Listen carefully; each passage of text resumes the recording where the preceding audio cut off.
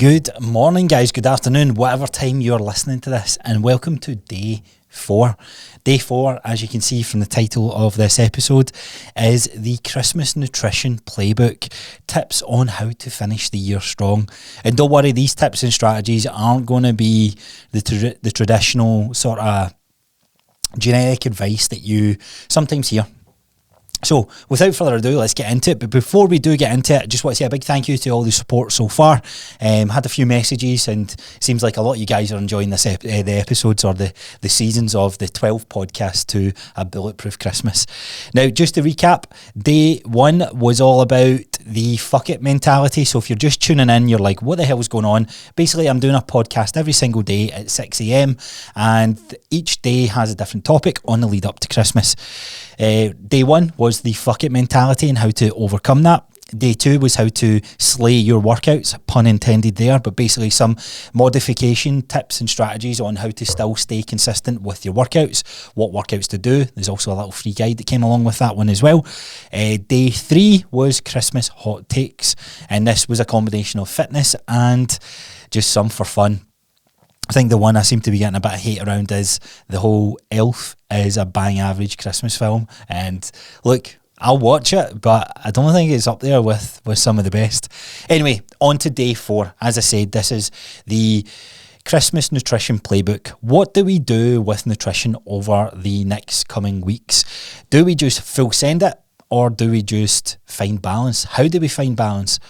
So there's a ton of sort of questions that come off the back of this, but the hardest thing about the nutrition side of things is different food strategies will work for some and not work for others. And I hate saying it, but it all comes back to it depends on your situation. It depends on your lifestyle, your history. There's so many variables that come into play, but nevertheless, I'm going to play both sides to each one of these strategies. So hopefully you can walk away from this episode with maybe a better decision or some better ideas on what things you can do going into these next couple of weeks where you might find it might find it more challenging. Now, what I would say, everyone should aspire to be in a position where it comes to December and they're not so caught up on calories in, calories out, because over the course of the year they've worked on different behaviours around foods and certain habits that they've built into their lifestyles and their routine. But sadly, we get to this time of year and rather than trying to cram it into 1 month, it sort of just becomes this, fuck it, I'll just eat whatever I want. And also eating whatever you want then comes with its consequences. You then feel shit, and then there's guilt associated with that, and then there's this whole lack of energy, and it's just a downward spiral that you end up being in. For me, and for a handful of others, maybe even some of you guys listening to this, you get to the month of December and you're in a position where you've built up a pretty strong metabolism because you've done your reverse dieting, or you've just spent time building strength and building muscle. And with that perks, or the perks that come along with that, should I say, is the whole higher metabolism, faster metabolism, and basically meaning you can consume more calories. So someone who's been chronically dieting coming into the month of December and into the Christmas period, they'll be massively more affected by weight gain and water retention and the scales jumping up, and also their physical body composition changing way more than those who have just been reverse dieting and building strength and building muscle. Because the dieting person goes into the Christmas period with a maintenance calories of 1,400, 1,500, sometimes 1,600, and we all know that is very easy to do on Christmas morning alone. I quite like that the tradition is slowly becoming like Christmas dinner, but some families are also doing like Christmas breakfast, Boxing Day dinner, Christmas Eve dinner, and one meal, like literally one sitting or setting of dinner,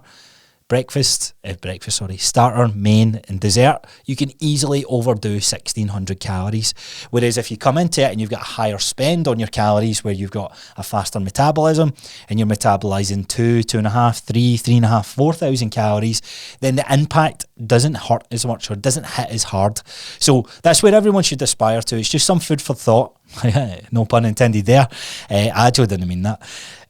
But as we go into January and as you start to plan some of your future goals, this absolutely should be on there. This is a go-to for everyone when it comes to their health and fitness journey, okay? So, putting that aside, regardless whether you've trained, or you're in a good position going into, or a better position, should I say, going into December than those who haven't. It doesn't necessarily matter, because there's something that you can take away from this episode. I just panicked. I looked over to make sure that I hit record there, because I've been talking for about 8 minutes and I was like, have I hit record? But we have, don't worry. Okay, so we have 1, 2, 3, 4, 5, 6, 7, 8, 9, 10 quick fire strategies on things to do around food. Now, for most of these, I've spoken about these before and done deeper dive episodes. I'll try to keep these episodes under 30 minutes. This one today should be under 20 at most. So let's get right into it. Now, food strategies, ones to implement, ones to think about. As I say, this is going to all depend on the person, so don't just, you might hear the first point and go, that doesn't resonate with me. There's going to be something in here for you, because we can all take something away from this. So, first thing's not to do with the nutrition side is at all. It's actually to do with the workouts. And I've wrote down here, stick to strength workouts. Push heavier weights, change your reps to lower rep ranges, and use the extra calories, or the more calories that you might end up consuming, which is given at this time of year, and put that into your workouts. And I'm saying this because most people try and do the opposite. They try and trade calories for calorie burned. So they know that they're having a big meal, or they know they're coming up to a night out with their friends, their Christmas day out, their Christmas day lunch, and they end up pushing and ramping up the intensity in the workouts because it's trying to sweat more and burn more. Well, the myth that the more you sweat, the more calories you burn, it generally doesn't matter. It's just your body releasing the water that's kind of circulating. And just because you sweat and some person doesn't sweat doesn't mean you're working out harder than them. We're just all genetically a little bit different. But the strategy of pushing heavier weights is so good, it's so powerful, because with the extra signal of this muscle building signal, the strength building signal that starts the response from your workouts, those extra calories, they get put to better use. And that's a simple way of putting it. It doesn't quite work like that, but it's a nice way to think about it. Now, it shouldn't excuse you to just eat like an asshole through this period, but on those days when you know you're having more food than what you normally would, then this is a great strategy to have. Not working out on those days. If you're going to work out, then by all means work out, but just the only change I would say make to your workout structure is compound less, change them to heavy, work on that side of things. And heavy also means 30 kilo for some person and 300 kilo for another. We're all different, and work out what heavy to you is. So work within that rep range. I would say work between 3 and 6 reps. If you hit 6 reps, increase the weight by 1.25, 2.5, 5 kilos, and watch what happens. Okay, next one. Do you meal prep or do you not? This is a tricky one, because it depends on who I'm speaking to, as always, but I would say meal prep, whether you're a meal prepper or you're not, it's a good thing to do, right? And I'll say this because you go to work, and work for majority of the year is everyone does their own thing. But at Christmas, people go out for a lunch, they maybe finish work and they're hungry, so it's like, oh, you want to just grab some food, and then food turns to drinks and all that sort of stuff. That's all well and good. That's all great for the social connection, the social circle. But you can get roped into some unnecessary eating or unnecessary lunch habits where you're only doing it because you are hungry and there's no prepped food there. So if you can have a meal there that's already prepped, then that can be the best thing to not feel the need that you have to then order something when you're out. There's been plenty of occasions where I've been out and friends have ordered food and I haven't, because I've had my meal. That used to happen quite a lot in the corporate setting that I used to be in, because I had the meals that I'd already planned to eat for that day. But it didn't mean I missed out on that social occasion. Now, what I would say with this as well, don't be so dogmatic about it. If it's the one time that you've been out with the office friends and you want to do it, go out, have some lunch. I've got a later point here on when you're eating out all the time, some choices to make, so we'll come on to that in a little sec. But meal prep is a fantastic tool to have. Now, especially if you guys are, those of you out there who work night shifts and you work maybe on a call-out rota, grabbing a protein shake or having a meal prepped is a game changer for you guys, because when you're out and about, or you're on call, or you're on your shift, you're sleep deprived, you're obviously getting called out in the middle of the night, or you're working through the night. Those habits, those cravings, they creep in a lot more. You're more susceptible to making, I'm going to say the wrong choices here. There's no real wrong choice, but you know what I mean when I say that.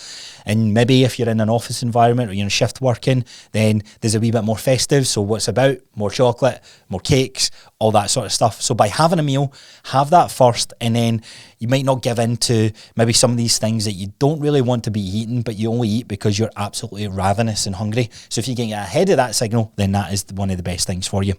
Now, the other thing I wrote here was meal structures. Meal structures is a fucking godsend, right? So the influctuations or the lack of routine around meals is usually one of the reasons why people gain weight over the year and gain unnecessarily or unwanted fat.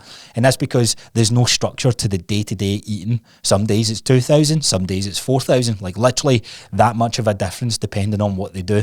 So what I would say is for breakfast, for lunch, and pick 2 snacks. One of the snack things, make sure it's a fruit.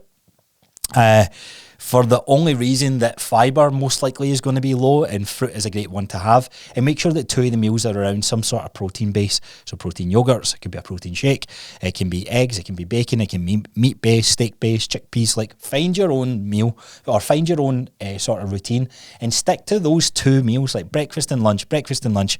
Now, when you are then going out for lunch with someone, you still have your normal breakfast meal, and then when you go out for lunch, that's when you can make the decision on what you're doing for that. So this is a great thing to have, meal structures and meal prepping. Again, it's sometimes tarnished at this time of year by some people, but ultimately it might be right for some of you, it might not be. I would say the people who's it's maybe not right to meal prep is you guys who are very dogmatic about this. And I know the bodybuilders and the prep guys and gals, this is worn like a badge of honour. But if it's stopping you from enjoying I always talk about filling cups, right? And there's a cup there that has to fill when it comes to your social settings, your social outlet, right? The pillar of health, social interactions is a big thing. We are social beings. So if you find yourself that you're missing these occasions because you want to eat this balanced meal, then you might want to try and loosen the reins a little bit, because it's not really that big of a deal if you have chicken and rice. And I'm saying chicken and rice. I have chicken and rice all the time. It's a fucking great meal. Those who say it's don't and it's boring, fuck you. It is great. Anyway, let's say it's chicken and rice in this example, and your friends are eating out, but you skipped it because you're like, I can't because I'm on this prep. I need to do this. Well, you can still go out and you can look at the restaurant, look at the menu. You can maybe even say to them, can we eat here? Because the choice that you can have is chicken and rice or chicken and potatoes, or speak to the restaurant, phone ahead and ask if they can make a dish for you. Like, I know that sounds a bit ridiculous, but you can future plan for some of these things. So there is a community of people who fall into that category. However, I do think it's very slim. And more often than not, it's the very inconsistency of the structure that ends up happening as to why people feel crappier and don't feel good in themselves, find themselves missing workouts or missing meals. It's because there's no structure, there's no plan. So, as I said, breakfast, lunch, I would say you could do dinner as well, but breakfast, lunch, and a couple of snack things to snack on, bananas, fruit of some sort, dark chocolate. Here, make it a piece of chocolate if you want, if that kind of satisfies that sweet tooth for you. There's tons of things that you can do in that category, but just have a think about it. Okay, next one, as I said, choices of food when you're out. So the month of December, man, restaurants must be making an absolute fortune, from Christmas nights out to girly catch-ups, men's catching up. In fact, pubs make an absolute fortune. This time of year, it's sky high, okay? Now, when we go out earlier in the year for a date night, for various different things, I think depending on how often you're going out, I think you need to question yourself, do you really want 3 courses? Because it just becomes part of the norm. Oh yeah, I'm going to order this to start. And then you see a different group of friends. Yeah, I'm going to have another 3-course meal. 3-course meals, like I think I can speak for a lot of us that fall into this category, that after the 3-course meals, it's not like regret, but we're absolutely burst, because that, with consuming alcohol and all these other things, very easily 3,000 calories, 2,000 calories done just in the space of a few hours. So some of you guys, as I said, have your 3 courses, cool, do your thing. But for most of us out there, Like, really think about it. Do you really want the 3 courses? Now, I love a cheesecake when I go out. So I'm in a restaurant and I see a cheesecake on the menu, I'm going to order a cheesecake and I'll share that with Gillian. Now, there's been times in the past, and sometimes this needs to be the lesson, where me and Gillian have both ordered the 3-course meal.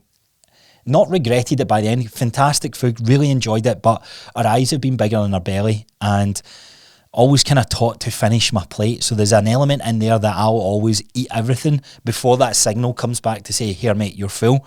And I'm long gone, I'm by that. So my belly's swollen. I feel just really uncomfortable. Now, I go through that process. I have the 3 meals. I was like, I need to make, there was no need to have those 3 courses. A couple of months goes by, we're out for dinner again. Guess what I'm doing?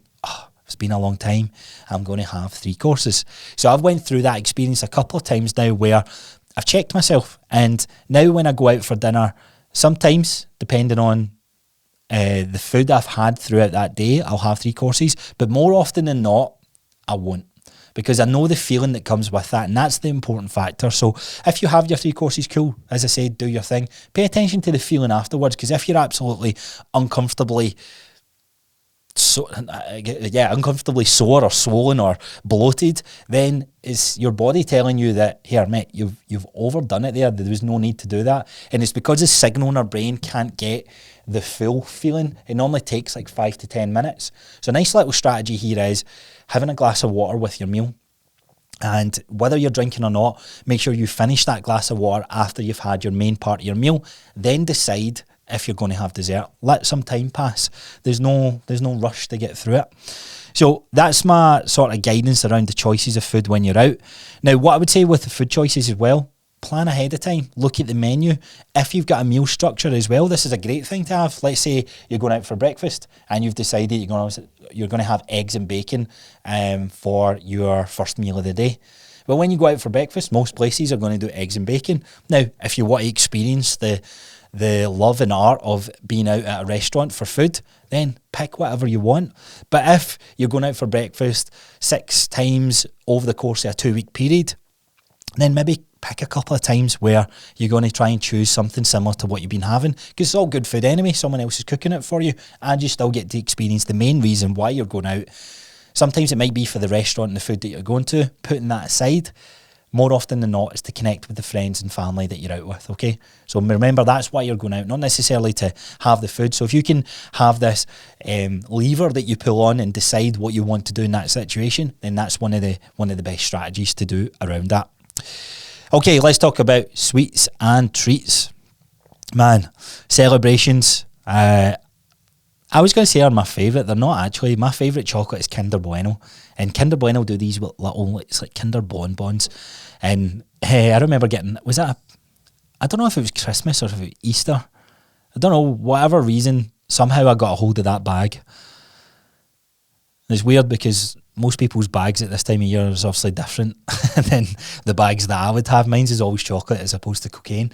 But there was a time where I got that, and I remember having it, and I ate one of them. It must have been Christmas. I think somebody got me as a Christmas present.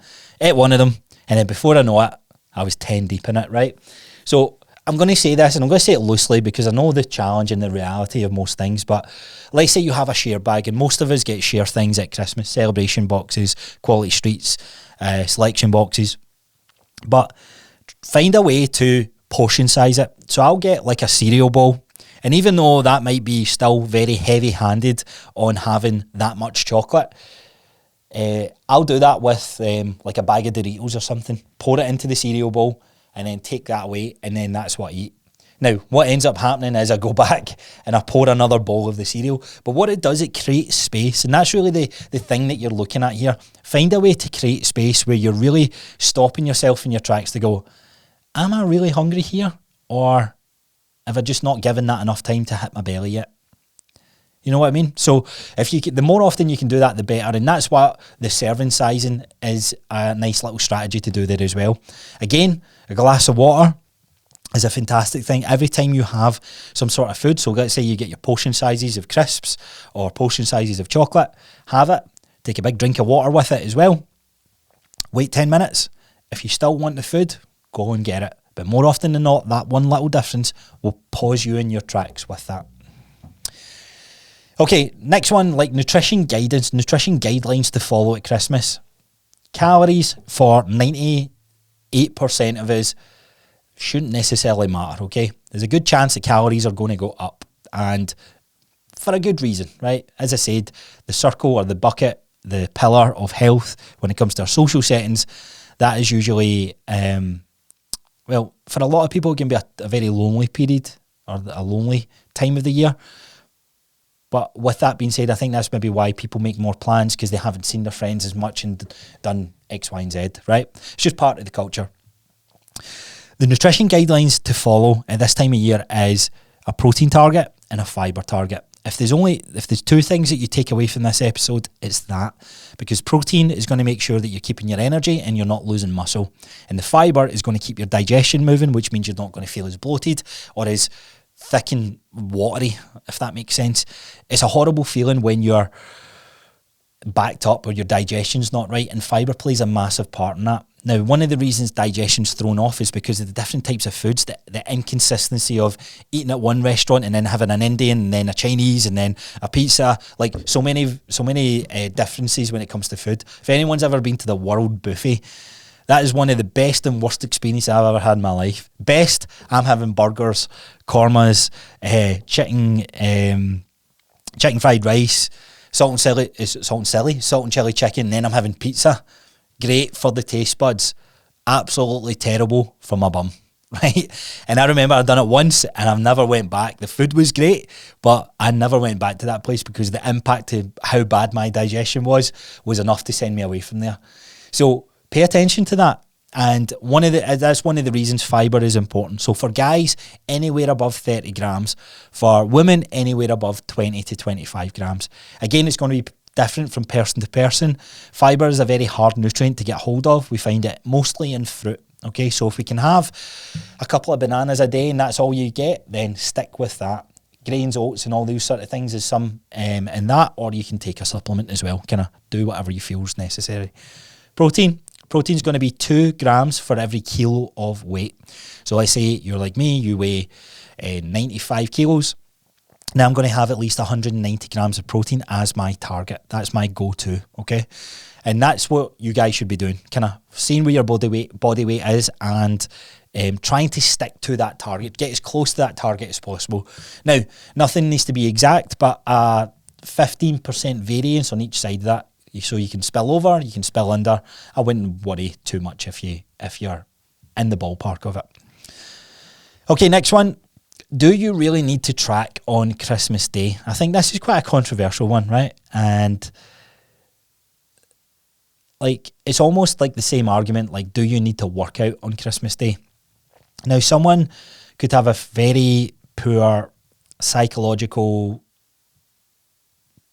way of looking at food. And for them to track calories, it sort of keeps them in line, and keeps them in line in the sense of they feel in control because they can see numbers. And there's a few people that work like this.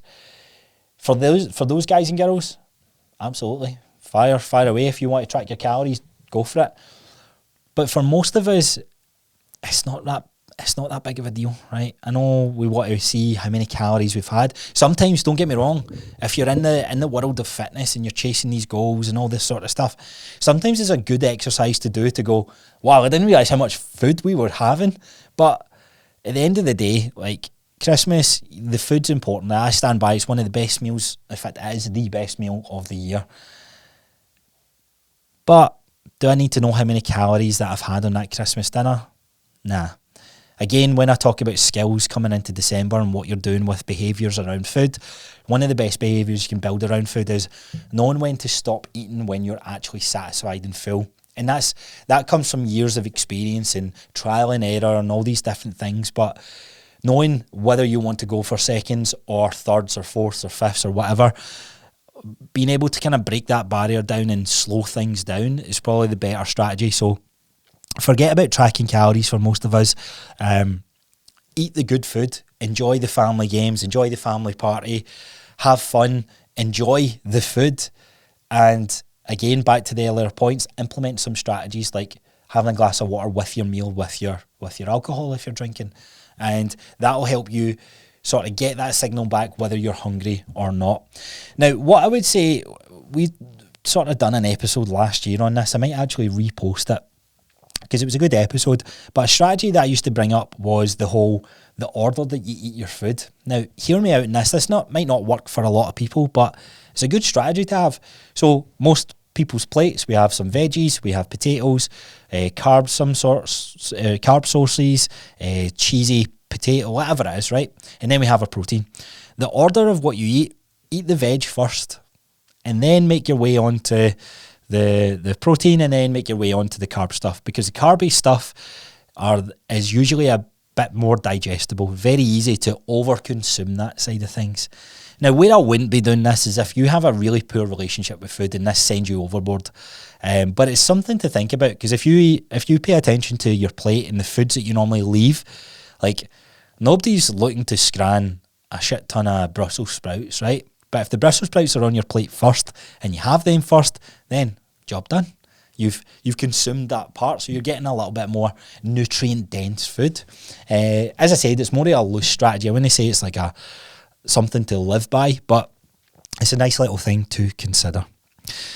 Okay, we got a couple of points left, right? One point I want to bring up here is don't skip meals, right? You will overeat if you skip meals. And I don't know why. I've had a bunch of clients, obviously, if this is my fourth year coming into coaching clients. And every year there's usually a conversation that, like, I'm just not going to eat until Christmas dinner, or I'm just not going to eat until I'm out with my friends later on. If you miss a meal, you're going into that occasion when you haven't built up the best of behaviours around food, because this isn't a good behaviour to start with. But you go into that environment and let's say you go straight into alcohol, you're then drunk quicker, you're then blackout drunk quicker, you're then wavered in terms of the type, because you then have this roar of hunger that is racing through you and hitting your brain, and then the signal is like, right, let me just get the greasiest, shittiest food out there that then makes you feel even worse. So it's a very vicious cycle. But usually what happens with people is they then get to the meal, and because they're so hungry, they order a bunch of stuff, and they feel bad because they've ordered so much stuff, and then they try and force it down, and then they get to that uncomfortable feeling as we spoke earlier on. So don't skip meals. There's literally no point. Stick to your structure. Keep having the meals that you're having. And then when you're going out for dinner or going out for lunch or going to Christmas dinner, enjoy the food. Right, enjoy the food. Now, where you might want to skip a meal is if normally you have lunch, but you're having dinner at 2-3 o'clock. Don't say that you're skipping meal. You're just having dinner. Then you might eat later on. Might have a different meal later on at night. Okay, so 2 more for you. Arguably 2 of the most important ones. When you're going to occasions or house parties or house dinners with friends, it's weird that in your 30s, this is what you do, right? In your 20s, it's like, who's getting empty? Who can get rat arse drunk? As you get to your late 20s, it's like, who's got a gaff and or whose house are we going to? And let's all bring a cooked dish and we'll have a nice meal together and play some games. That type of environment, if you're exposed to that at this time of year, be the person that brings the quote-unquote healthy dish. So pick something that's protein dense. Maybe it's got more nutrient dense foods. Maybe it's the salad. Maybe it's the... And I'm saying these foods, there's no such thing as quote-unquote healthy food. But if we go by what the masses end up making, it's usually oven food or like not so nutritious or not so nutrient dense foods, which are all fine to have. But if you're if that's what everyone else is bringing and you know you can bring that meal, then at least there is one option there where, like the Brussels sprouts, you can get some nutrient dense foods while still being able to enjoy the luxury of the other foods that's there. Because there's nothing worse. I mean, I've only done this once and we absolutely fucked it. There was only 4 of us, but we brought enough food that, like, let's be honest, at these things, you're never short on food, because we bought enough food to feed like 16 people. And guess what we done? Throughout the night, we just picked away at it, and before you know it, we all done like 4,500-5,000 calories each. Probably in the ballpark of that. Okay, last one, the most important strategy. As I said, if there's one thing you take away from this episode, one thing that's going to help with your digestion, with your feeling, with your mood, with your overall purpose, it is going a 15-minute walk after every meal. I tried to implement this at Christmas and got shot down. I was actually quite disappointed that the family didn't want to do this. But here, I just need to do my own thing. And me and Jill, we done our thing. So we took Cooper out, we went a walk, and I felt great for it. It's only 10 minutes. Make it a 5-minute walk if it's really about the time, but it makes you feel so much better. Like, especially if you're overindulging, like, if you're not doing that at Christmas, then fair play to you. But it's very easy to do because there's so much to pick from, there's so much to choose from, and that does bring an uncomfortable feeling because you've ate more than what your body's used to. And one of the best ways to get that digestion working and speed up the process and feel better is a 5, 10, 15-minute walk. Do it together, make it a family thing, make it a friend thing. Doesn't matter of the weather. Like, it's a great trade-off to have. And with that, that wraps up our playbook to a nutritious Christmas. That wasn't the title I said at the start, but we'll go with that anyway. Look, I want to hear from you guys. Comment below this video. What did you think? Reach out to me on Instagram. Follow me on Instagram at Coach Crossar. As I said, I'm doing these episodes every day. Tomorrow's episode is all about booze and balance, the part that alcohol plays on your life at this time of year. That's a very interesting topic, so we'll dive into that tomorrow. Thank you for the support. As always, if you want to support us and you're just finding us for the first time and you made it this far, then that's my sleep notification going on. One of the best ways you can support us is by leaving a 5-star rating on Spotify. If you've done that already, consider sharing this on your story on Instagram. Don't be weird. Doesn't need to be weird. You're supporting me after all. And with that, I'll see you guys on the next one. So thank you.